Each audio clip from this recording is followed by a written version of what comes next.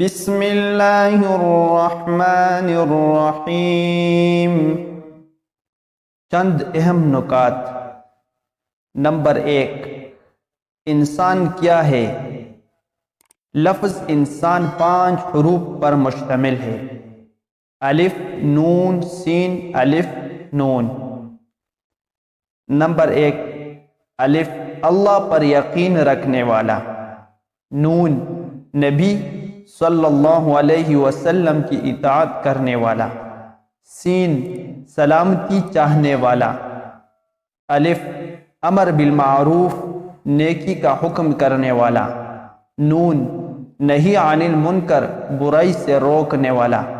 گویا انسان کی تعریف یہ ہوئی کہ وہ فطری طور پر مسلمان ہوتا ہے اور اس کی ذمہ داری تبلیغ کا کام ہے۔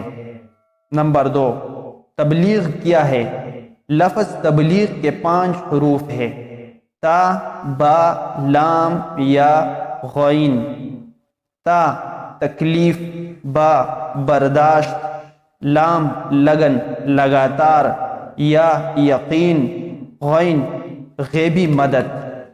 یعنی تبلیغ کا مطلب یہ ہے کہ تکالیف برداشت کرتے ہوئے یقین اور لگن کے ساتھ لگاتار اس کام کو کرتے رہنے، جس میں اللہ کی غیبی مدد بھی شامل ہو۔ تبلیغ کا مطلب ہے تبدیل ہونا۔ تبلیغ کے کام میں مجاہدہ ہے۔ نمبر 3، دشمن کون ہے؟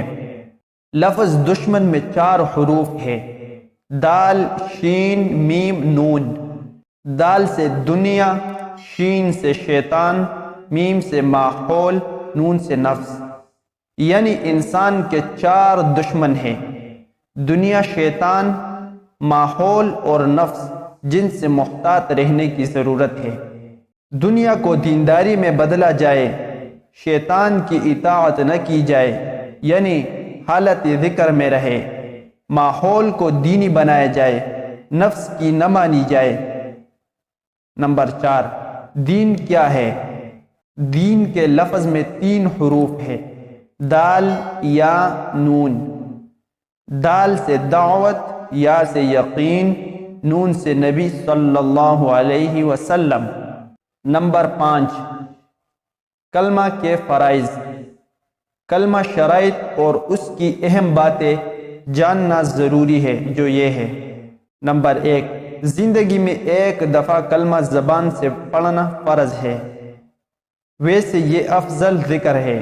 نمبر 2، اس کے حروف اور الفاظ صحیح ہونا ضروری ہے۔ نمبر 3، اس کے معنی کا معلوم ہونا ضروری ہے۔ نمبر 4، اس کے مقصد سے واقفیت ہو۔ نمبر 5، اس کا دوسروں تک پہنچانا بھی ہر امتی پر فرض ہے۔ نمبر 6، داعی کی صفات۔ ایک عمدہ داعی کے 4 بڑی صفات ہیں: نمبر 1، کہ وہ پہاڑ کی طرح مضبوط ہو۔ نمبر 2، اونٹ کی طرح مجاہد ہو۔ نمبر 3، آسمان کی طرح بلند ارادے رکھتا ہو۔ نمبر 4، زمین کی طرح اس میں عاجزی ہو۔